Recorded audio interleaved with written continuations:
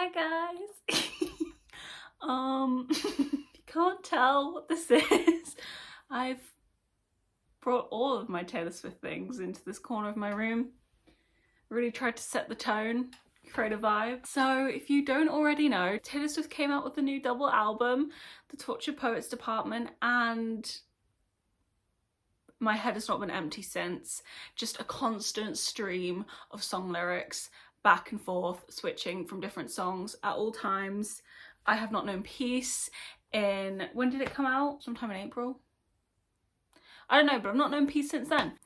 Naturally, as a reader, if I can't relate to it myself, I will try and relate the songs to a book. So I have a couple of recommendations for books that I think really emulate the songs, or maybe it's a book that you already love, because some of them I am just gonna go into a little bit more detail, verging on spoilers maybe, like, because there's certain little elements that are just so perfect I need to highlight them, and I feel like you won't get it unless you've read it.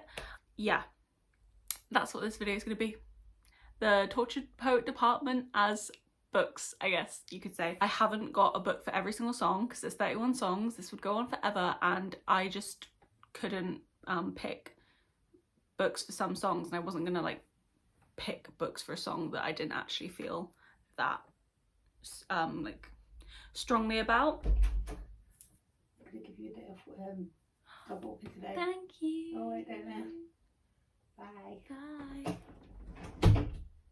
Wow, that's a treat. 13, 14, 15, 16. I have 16 books. Also, I'm not going to be going in complete order because there's one particular universe, you might know what I'm talking about if you've read it, that I feel like so many songs connect. So I've moved those all to the end, and that's just going to have to be a big spoiler section for whether or not you've read those books, because I'm just gonna have to go into detail because I just need to speak it and put it into the universe.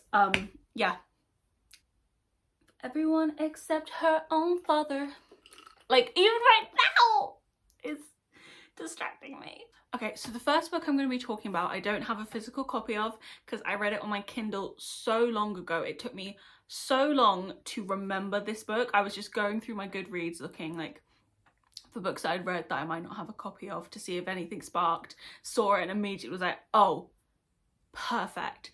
So this is for the song, the title track, The Tortured Poets Department, and it is Drive by Kate Stewart. Again, I read this so long ago, but I remember loving this book. It's actually a duology. The first book is a love triangle, and then the second book is the kids of two people in the love triangle. Crazy. Yeah, but I preferred the first book. I think I rated it a 5-star at the time. I absolutely loved it. So Drive is about a girl, I forget her name, but she isn't a musician, but she loves music. Like music, she really connects to it. She like thinks in songs, she feels in songs. Her life really, like, she feels very strongly about music. She meets this guy who is in a band. I think he's a drummer, and she immediately is pretty obsessed with him. Like, she is like, oh, I want him. And he's kind of like, I'm not good for you, I'm a fucking bad guy. But she's like, no. And then we go from there. So I kind of thought of this in terms of just that relationship rather than the second half, which is the love triangle aspect. But some lyrics that I picked up that I felt really like emulated the book. But you're in self-sabotage mode, throwing spikes down on the road, but I've seen this episode and still love the show. So this romance is kind of toxic. It's like very clear that he is not in the headspace to be a good partner, but she's like, I don't care, this is fate, like we're meant to be together. You know, so it's like a bit of a battle between like, we know that this isn't good, but also we feel like we have to be in a relationship because like it feels like so important kind of thing. So who else decodes you, and who's gonna hold you like me, and who's gonna know you if not me? Again, like just like we're star-crossed lovers, it's meant to be, so whether it's good for us or not, like is irrelevant, kind of. Then, but you awaken with dread, pounding nails in your head, but I've read this one where you come undone. I chose this cyclone with you. Again, oh, I wrote her name down. Her name's Stella. Good for me. Yeah, so Stella is under no illusion of like Reed's the guy, Reed's personality is, Reed's like mental state is. She knows exactly what she's getting into, what the effects of the relationship could be. So it almost like makes up for everything that happens, I guess, in her head. She's like, anything that happens is okay because I understand that could be what happens. You know what I'm saying? And then just finish that off. Everyone we know understands why it's meant to be, because we're crazy. Yeah. Song that I have a book for is Down Bad, and I initially thought of this as a joke, but the more I thought about it and the more I like listened to the song and thought about the book, I was like, oh my god, did she write this song about Twilight?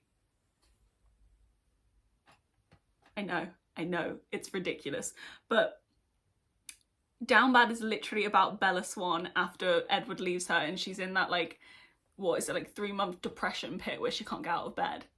Because it's like, okay, let me get into it. Okay, so the first lyric I picked was, tell me I was the chosen one, show me that this world is bigger than us, then sent me back where I came from. So Edward comes into Bella's life and she finds out vampires. So it is like the whole like concept of the song is like this like she's like referring to this person as like an alien. He's from like a different planet. He brought her to a different world. Vampire is like an alien on Earth, I guess. It's a whole different world. So he showed her this whole new world and then just like dropped her back in normality. They'll say I'm nuts if I talk about the existence of you because people don't know that vampires are real. Guys, it's so perfect. I get so excited when things work. Everything comes out teenage petulance. Fuck it if I can't have him. Bella Swan is so teenage petulance. The way that she's like, oh, you're leaving me? Well, I'm not fucking getting out of bed then. And yeah, that's all that is to it. She gives teenage petulance, like the drama of being a teenager where like everything is just so heightened and like the end of the world. Staring at the sky, come back and pick me up. Again, her sitting in her bedroom for 3 months waiting for him to come back. Fuck it if I can't have us. I might just not get up. I might stay down bad. She literally wouldn't get up. Guys, it's so good. And then to finish off, how dare you think it's romantic leaving me safe and stranded? Because he leaves her because he's like, I'm too dangerous for you. I've got to go. Oh my god, it's so perfect. I know it's ridiculous, but like next time you watch Twilight, think about Down Bad, because besties those two are. The next one is probably my initial favourite song and still one of my favourites to now. I have the copy of this book. It's But Daddy, I Love Him, and I was reading this book when I was making this list and I realised, oh, this song literally like emulates this book so perfectly. It's Powerless by Elsie Silver.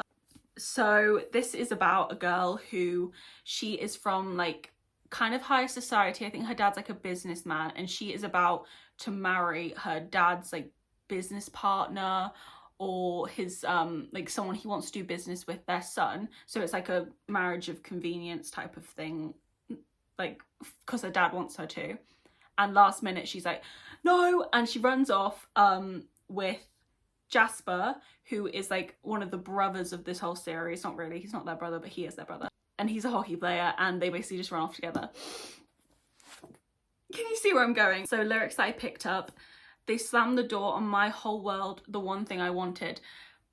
She's been like in love with him since she was a child, and maybe without her knowing, maybe behind her back, maybe she's just been ignorant to it, like her father in particular, but like her family and the society is like, no, you can't be with that guy. That's not, he is not up to the standard of who you should be with. So good.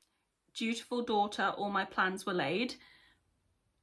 She feels like she has a duty to her father to like just do what he wants, basically. Like she has her own mind and she's a fiery character, but for some reason whatever her father tells her, she doesn't see how it's just serving him, and she struggles to see his bad intentions. Lord knows the word. Oh, I'm getting so giddy because it's just so good.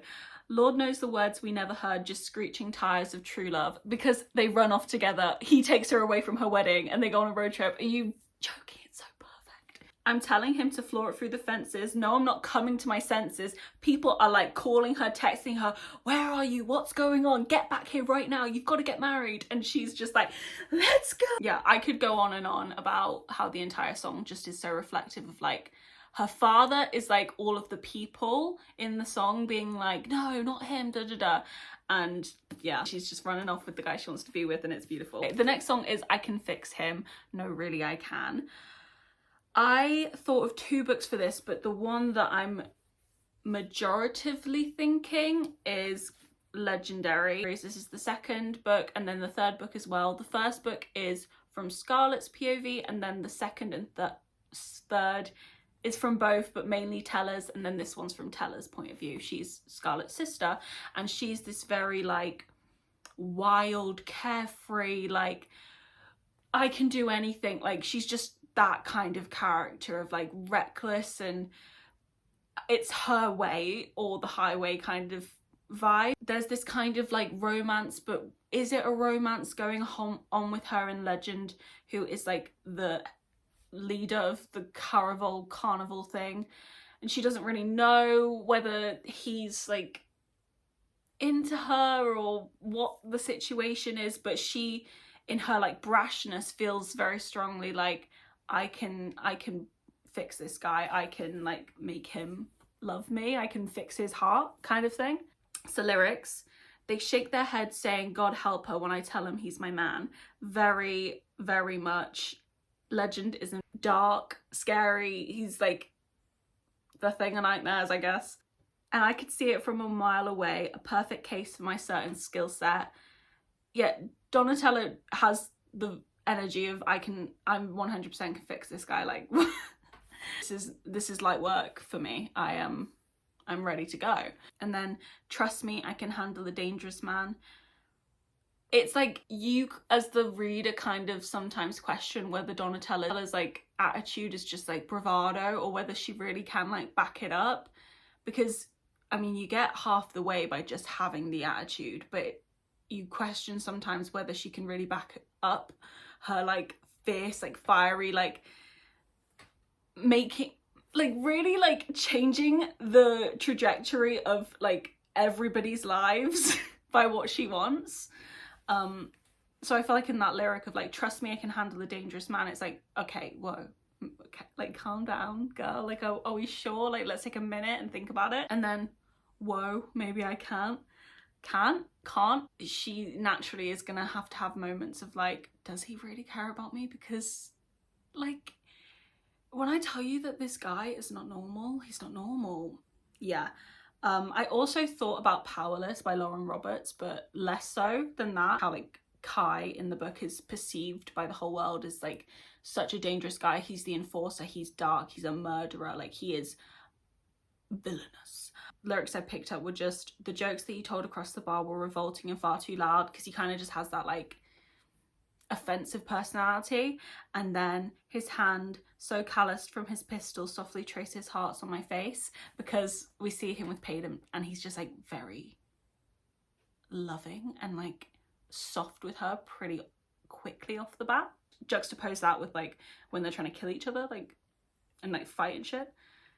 Weird vibes. Okay, next song is Love of My Life or Loss of My Life, whatever you want to perceive it as. Book I picked for this was Magnolia Parks. I mean, it writes itself. It's just a perfect combination in my opinion. If you don't know, Magnolia Parks is kind of like a gossip girly meets Made in Chelsea aesthetic vibe. You have this couple that you're following, Magnolia and BJ, who've been together since they were really young, but they broke up because of something that BJ did, but they're still very much in love and very toxic. And it's really, really bad, but it's so good. The lyrics I picked up was, you and I go from one kiss to getting married. That's very them in that I think when they were younger and they started dating, it very quickly became not a teenage relationship. They went from like flirting and fancying each other to we're going to be together forever very, very quickly, which I think adds to the dynamic of them like not being able to let go of each other at all when they grow up. Then also, what we thought was for all time was momentary, still alive, killing time at the cemetery, never quite buried. So true. They thought that they were going to be together forever. They aren't, but it is very much still alive. Like, they have different relationships, date different people, sleep with different people, but always still come back to each other in any way that counts. Mr. Steal Your Girl, then make her cry. It's very BJ. He will just come in and try and be the guy who can win Magnolia back, and then can't help but just completely fuck it up in 2 seconds. Like, he just can't help himself, apparently.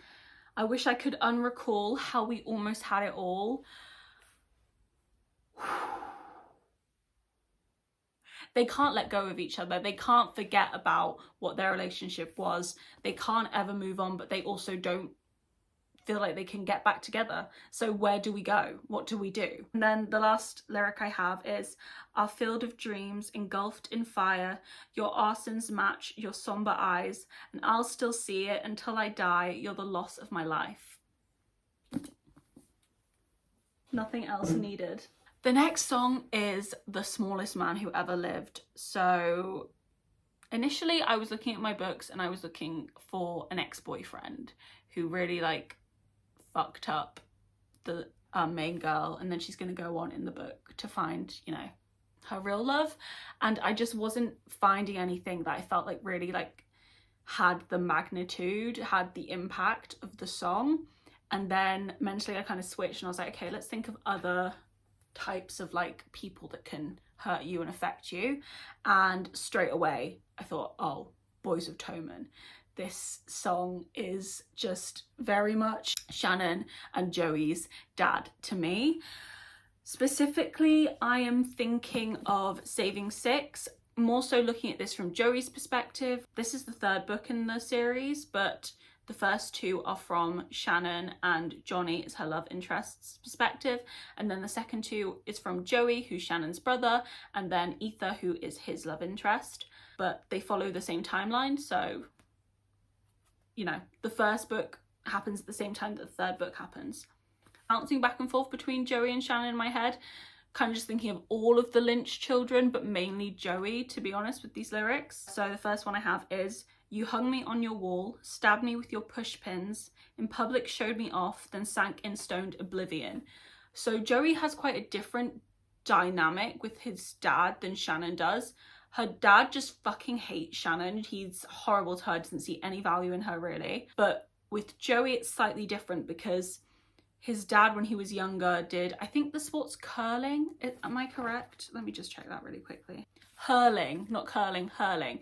So his dad did hurling when he was younger, and that was like the big sport. And Joey does it now. So his dad holds pretty much all of his value of Joey in like how good he is at hurling. It was the same for all of the boys in their family. That was very, very important. Like, he would go to all of his matches. You may see from the outside that he looks like he is a supportive dad, you know, you hung me on the wall.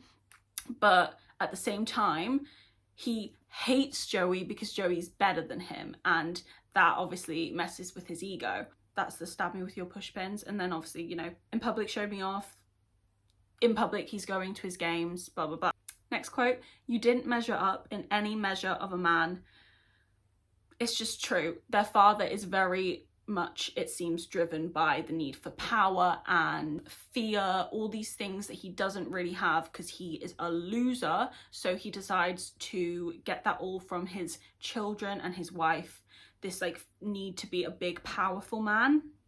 But in reality we can see he's the lowest form of human, of man, to do that to such like innocent young people. Next quote, I would have died for your sins, instead I just died inside, and you deserve prison but you won't get time.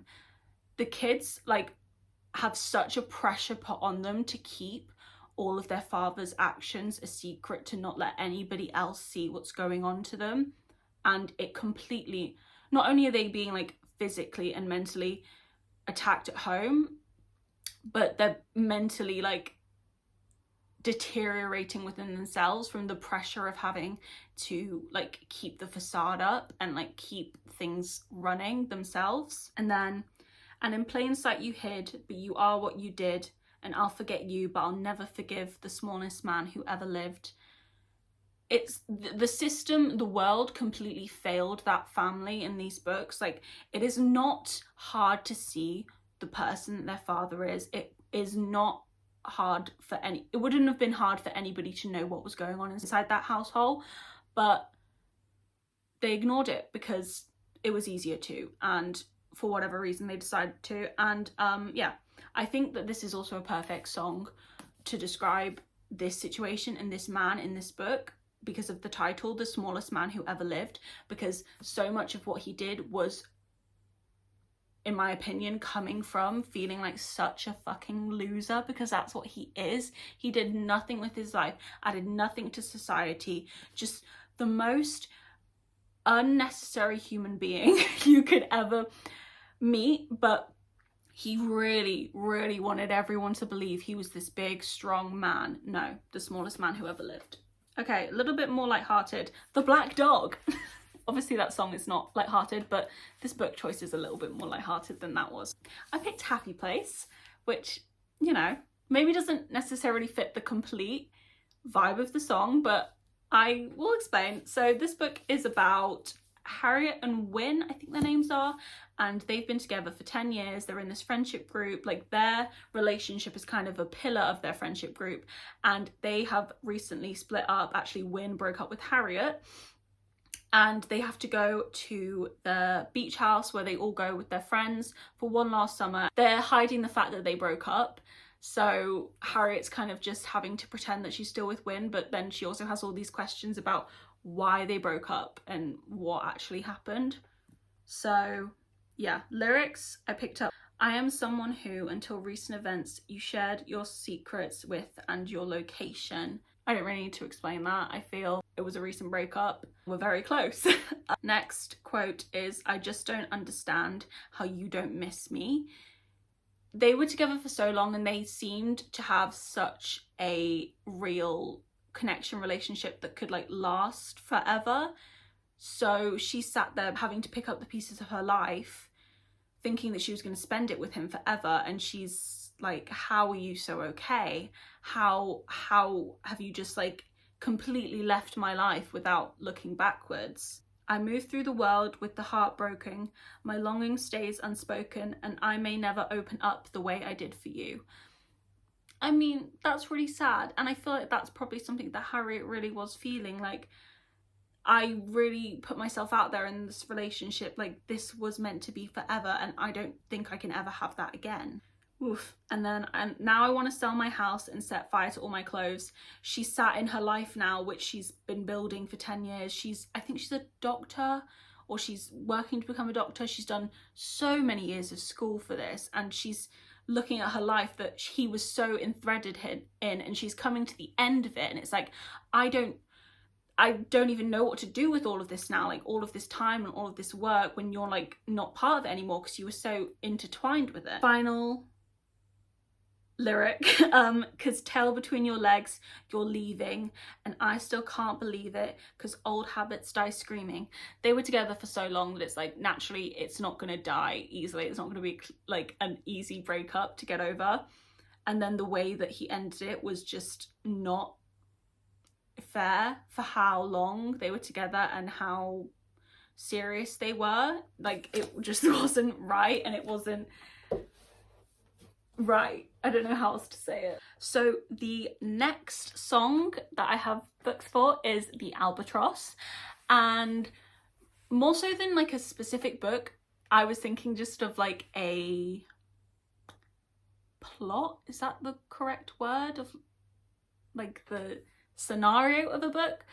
Two books that I feel like reflect that is Powerless by Lauren Roberts, and then Red Queen by, I think that's by Victoria Aveyard. I'm not completely certain though. I loved that book when I was younger, but I don't have a copy. So I feel like for me the whole song putting it in like a fantasy context is like this kingdom built on lies, and then this one female heroine coming and breaking the kingdom down, and then obviously you have like the prince who's part of the kingdom built on bullshit, but he's not really, no, he doesn't really know, and blah blah blah, whatever. Wise men once said wild winds are death to the candle. The candle is this fragile kingdom in my mind, this kingdom built on lies, on untruths, on this one horrible dictator's wants, and then wild winds is our heroine coming in to break it all down. Cautions issued, he stood shooting the messenger. They tried to warn him about her. That is the people trying to keep the young prince, who could potentially really like help the kingdom get it out of this like horrible state that it's in. These like bad people trying to keep him away from this girl who's like bringing the truth. You know what I'm saying? I'm writing my own story, but I do feel like Powerless and Red Queen really have those vibes. You were sleeping soundly when they dragged you from your bed, and I tried to warn you about them. I feel like part of the storyline is also always the guy not seeing the truth, kind of turning on the girl. Oh, my parcel's delivered. So yeah, I love books like that. That storyline will eat every time for me. Okay, next song is Chloe or Sam or Sophia or Marcus. This isn't like the whole book, this is just like a certain dynamic in the book, and it's not like a direct like, I'm not thinking like, oh my god, did she read this book and write it about it, but I'm just like sewing little points together. So the book I picked was Say You Swear by Meagan Brandy, and I'm thinking of the dynamic between, what are their names? Ariana and Chase. So basically Say You Swear starts with Ariana being in love with Chase, who is her brother's best friend, and he clearly has like feelings for Ariana, but he's unwilling to do anything about it because he's scared of the brother's reaction. And then we move through the story, maybe she meets someone else, you know, things happen. First lyric, if you want to tear my world apart, just say you've always wondered. That whole like, those chunk of lyrics I feel like are really reflective of the way that like Chase will like kind of string her along for a little bit just to keep her interested, and then pull back and be like, oh no, I didn't even, what are we talking about, just like, and she's like, you could completely tear my world apart if I knew that like we could have been something, if you had just been like strong enough to want to be with me, I guess. You said some things that I can't unabsorb.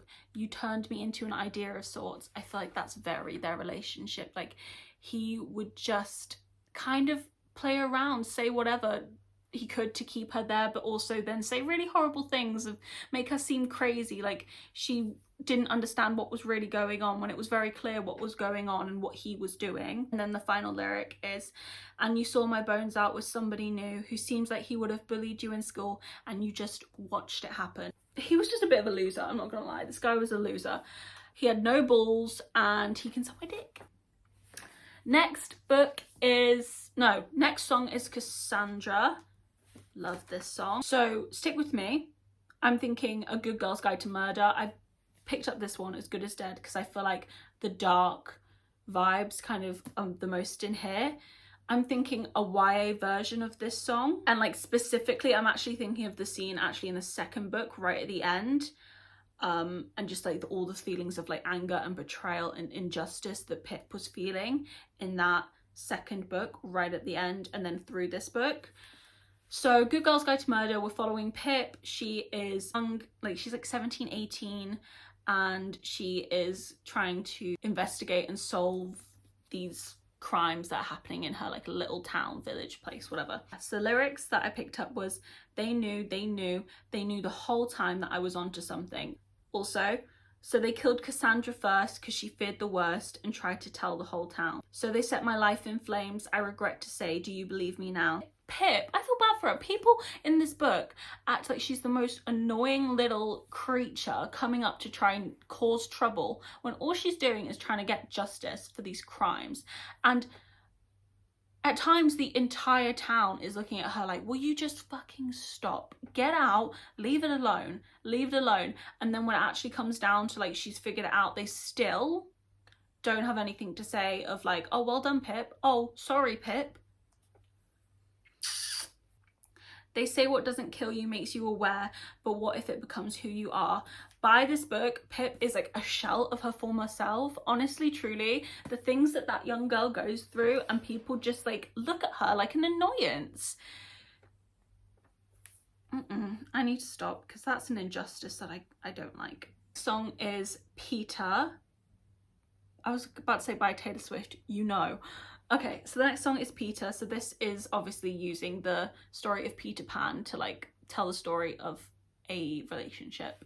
I naturally picked Never by Jessa Hastings because this is a Peter Pan retelling. Just the entire song. This is like a grown-up version of Peter Pan in that you can see like the truth of his character and like the reality of the dynamic between him and Wendy, or in this book it's Daphne, is that he only remembers her when she's right in front of him, and he gives her all of these promises, all of these like false hopes and whatever, and then as soon as he leaves he's completely forgotten, and he'll come back and just like completely gaslight her and be like, what?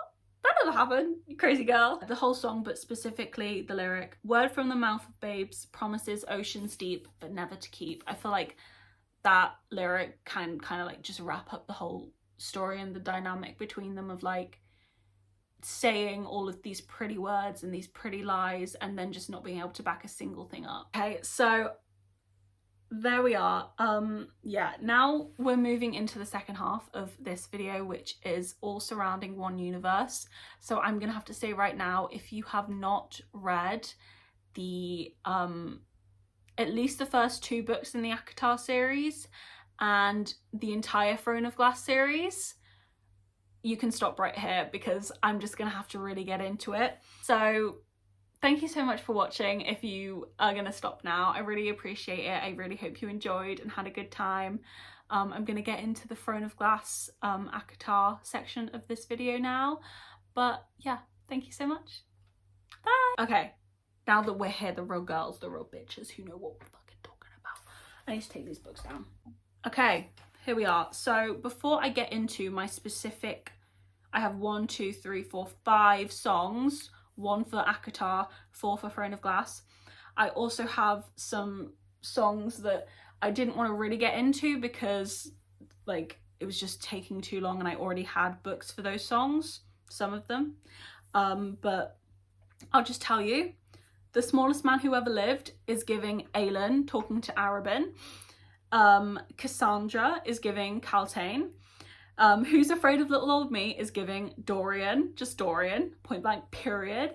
And then The Prophecy is giving Aelin screaming at the fucking gods in Kingdom of Ash. Now that we've gotten through that, we can get into the first point. Obviously, I'm not going to be explaining the books and the narratives because I'm assuming that you already know. First things first, my boy only breaks his favourite toys. A Court of Mist and Fury.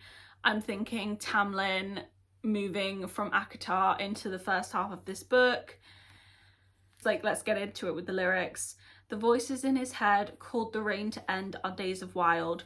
Firstly, I think the imagery of rain in this lyric is so perfect considering that he is like king. Is he king of the spring court? And then, you know, rain in spring is gonna come and like damage the like beauty of spring. And then yeah, the voice in his head, the undoing of Feyre and Tamlin is Tamlin's need to keep Feyre safe and contained and trapped. And then the lyric, but you should have seen him when he first got me, because we know from ACOTAR, like we like Tamlin in the first book, we fall in love with that relationship, we know that there is good, I guess, I don't know. And then I'm queen of sandcastles he destroys. It's like he says that he loves her and that he would do anything for her, but he so easily like comes in and like destroys everything like that they are, and like any like trust that they've built together. And then, and I'll tell you that he runs because he loves me. Feyre, for a decent amount of this book, is living in delusion of like, he loves me, that's why he's doing this, even though I'm miserable. He loves me though, so it's okay. This section I broke up, like I wrote part of the lyric and then wrote what I thought about it. So let me just like verbatim tell you this part. I felt more when we played pretend because it wasn't real love, babe, than with all the Kens, because he took me out of my box. Box as in that sad little life, Jane, is what I wrote, which is charming. Stole my tortured heart, literally thieved her, but okay. Left all these broken parts, told me I'm better off locked in the spring court, naturally, but I'm not. That's her figuring out. I don't want to be here, I'm fucking scared, I'm scared. Yeah, so should we get into Throne of Glass? First, I kind of went book by book, but you know, a lot of these kind of like extend over the whole series, but I'm going to start with the Assassin's Blade, and the song I'm thinking of is Who's Afraid of Little Old Me, and mainly I'm thinking of like Aelin shouting this at Arobynn. That's how I'm seeing this. I'll start with If You Wanted Me Dead, You Should Have Just Said, because the games that Arobynn plays of like, no, babe, I care about you so much, like you're so important to me. But I am gonna do this really horrible thing, so I hope that's okay. At all costs, keep your good name. You don't get to tell me you feel bad. I feel like that, rather than like keeping your good name publicly, is like keeping him keeping his good name with Aelin, of like, yeah, I did that, but you know, I just did it because I care, and I'm just, you know, that's just who I am. I get angry, like, I'm sorry, I feel bad, you know? I was tame, I was gentle till the circus life made me mean. That's very Aelin. I mean, I don't think she was ever tame or gentle, but the life made her how she is. Life made her jaded and mean. Then they say they didn't do it to hurt me, but what if they did? Well, in my opinion, they did. So there you go. I want to snarl and show you just how disturbed this has made me. You wouldn't last an hour in the asylum where they raised me. You know anything about Aelin's backstory, from her entire family being killed, to being with Arobynn, to being in Endovia, to, was that the place, right? Yeah, I think it is. That sounds like Genovia. Bad name. Maybe I'm pronouncing it wrong. Molded by the world to be this like vicious person who only sees bad and like is expecting people to attack constantly. And then the last lyric is, 'cause you lured me and you hurt me and you taught me. You caged me and then you called me crazy. I am what I am because you trained me.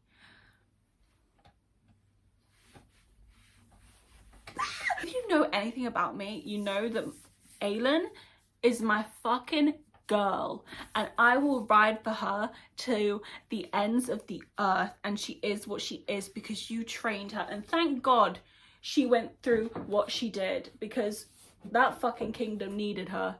It's not real, Holly Ann, it's a book. I'm sorry. I get passionate about Aelin. She's my girl. Next song is, well, next book is just the Throne of Glass series in general. And the next song is The Bolter, because that literally is just like telling you Aelin's entire backstory, like lyric by lyric, starting with, by all accounts, she almost drowned when she was 6 in frigid water. And then I've written here, to be honest, if we just sing the entire first verse, we're pretty much describing Aelin. So I'm not going to do that, but you can go listen and think of Aelin and you will hear it. With a quite bewitching face, splendidly selfish, charmingly helpless, excellent fun till you get to know her. That's so Aelin. She has this like swagger and like persona of being like carefree and just like not really giving a shit about anything. And then you get to know her and she's got this like, number one, very dark side, and then also like very hurt side. So she's excellent fun. She's like no, doesn't give a shit, no care, and then you'll get to know her and then you see that she cares a lot. All her fucking lives flash before her eyes. It feels like the time she fell through the ice, then came out alive. Number one, she's lived so many fucking existences, it's crazy. And then obviously fell through the ice when she was a child into the lake. well, she didn't fall through ice, I don't think, but like into a cold lake, so let's call it ice. And she came out alive, and there's been so many instances through the series where she's like pushed to the absolute brink of survival, and every single time will come out alive. And then I've just written here, second verse is literally her in Arabin, I'm going to choke. So yeah. Okay, next book I have is Heir of Fire, but like moving from Heir of Fire into Queen of Shadows into Kingdom of Ash, just that whole second half of the series. And the song is The Alchemy, so naturally I'm thinking about Aelin and Rowan. First, this happens once every few lifetimes. The connection, the relationship, the bond, the everything, once in every few lifetimes in my opinion. Then next, what if I told you I'm back? The hospital was a drag, worst sleep that I've ever had. I feel like if we think back on when Aiden first went to Wendelin, she was in one of the worst places of her life. She could not bounce back from the grief and like terror and trauma that she had experienced. Then she met Rowan, and we see them kind of build back up together to like, we see her re-find herself with him and kind of through him. Following on from that point, the lyric, I haven't come around in so long, but I'm coming back so strong, because she comes back tenfold. She's got this new power that she's mastered. Because the sign on your heart said it's still reserved for me. Honestly, who are we to fight the alchemy? We can think of alchemy literally as like chemistry, and like they are mates physiologically in this universe. They are wired to love each other and like want to be together forever. And then like literally if we take the mates aspect out of it, because they don't find out until that mates until like a long time, they still, without even knowing, feel like that they could like be there for each other in different ways and need each other in different ways. And then where's the trophy? He just comes running over to me, because Rowan, you will, if you read the book, you'll see anytime anything happens, where's he running? Straight to Aelin. Oh, king, love him. Okay, and then the final book is Kingdom of Ash, but it's just one very specific little narrative running through this. The song is Robin, and I'm kind of thinking of the relationship between Lysandra and Evangeline, and then also a little bit of, what's his name, Darrow, and really specifically like in the final kind of like battle-y points when they're like kind of trying to distract Evangeline and protect her, and not just protect her physically but protect her mentally from everything that's going on. Lyrics, long may you reign, you're an animal, you're a bloodthirsty. We see Evangeline, and she's not this like little scared girl. She has so much like fire and want to help, and they all kind of like acknowledge like, you're gonna make such a strong leader one day. Buried down deep and out of your reach, the secret we all vowed to keep, it from you in sweetness. And I'm thinking of when Darrow's like, okay, I need you to run back and forth, and you need to get these really important messages for me. It's really, really important that you get these messages for me, so they can like protect her from the reality of what is actually going on, and her worrying about Lysandra and all the other people she cares about outside. Like, they're protecting her innocence, I guess, from like the reality of what's happening around them, just to finish that point off. But now we'll curtail your curiosity. These are tongue twisters, because she is like, she wants to help, but they know that, you know, they're not like looking at her like, no, you little idiot girl, you can't help, but they're looking at her like, okay, we know you want to help, but we need to protect your soul from this. Ta-da! That is the end of that. That was very long. I don't know how long this video is going to be. It could honestly be an hour long. I talked a lot, so I hope that that wasn't too painful to listen to. Thank you so much for watching. Bye!